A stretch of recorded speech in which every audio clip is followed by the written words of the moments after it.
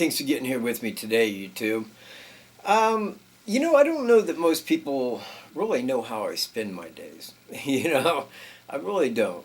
But as the norm goes, and normally not at this time of year, I go arrowhead hunting. I love to go out in the fields locally because there was a great amount of Native Americans that lived in this area going back, and at one time, where I live at right here was on the Miami Indian Reservation, which was the largest reservation in this nation.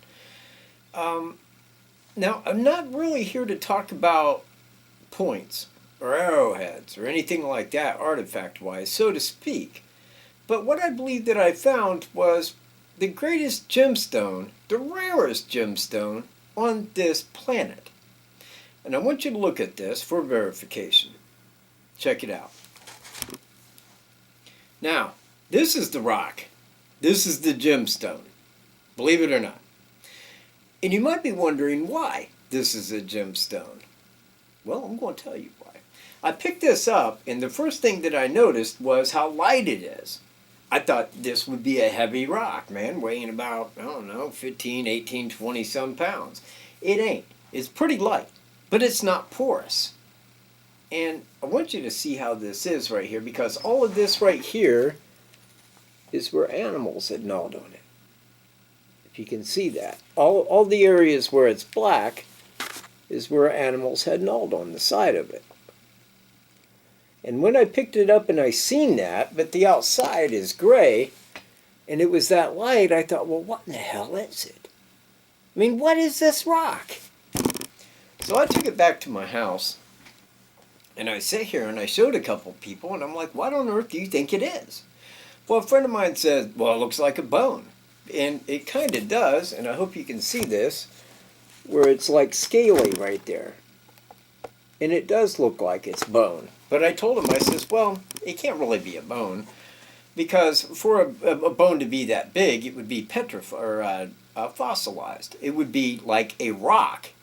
I said, and it's not really like a rock. And I couldn't really make out what it would be skeleton-wise. So what I did was, I started chopping on it. I took my K-bar, like so, and I'll like slice right down the side of this right here so you can see where I'm getting at.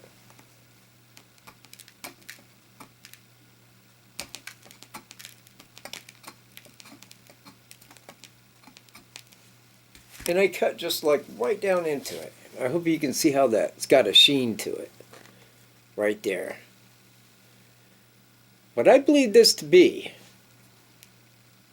is a coma jet rock, which is very much related to Whitney jet, which is the UK version of this type of rock right here. Now, I'm looking at it, and once I got down to it, and I started cutting into it, and I'm like, well, it's got like a plastic look, It's got like a plastic look. It's got like a waxy feel to it, And I thought, well, that's what I'll look it up with. Now, right here, and I hope you guys can see that little hole right there, at the end of my finger. I did the hot pen test. What I did was I got a paper clip, and I threw a torch on it and got it red hot. And I hit the rock with it because that's how you can tell that it's jet and not another type of rock. Well, it sunk right into it. It liquefied it, and like smoke came off, and it smelled very much like coal. Now, that's what they tell you is going to happen if it's real jet. Now, I believe that this is jet. But here's the odd thing that makes it so rare. I found it in Indiana. Jet is not from Indiana. In fact, this right here is made from the Acoma tree. And what happened is the Acoma tree had burnt and then got pressurized by the earth in the same way that coal does.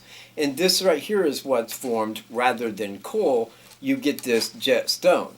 And this is a stone that they make like the black, the solid black gems with, is this rock right here. But where this rock stems from in this country is New Mexico, Colorado, and Utah. So what makes it so rare is, what is this giant And I ain't talking like just a little bit. I'm talking about a giant jetstone to one in Indiana. I thought, well, maybe the Native Americans traded for it. But I thought, well, this is before they had horses. Long before horses arrived. They had local trade, I'm sure, with other localized tribes. But to go down and get this from New Mexico and the Pueblo Indians, see, this has no other use aside of ornament. That's it. That's its only use, is making ornaments out of.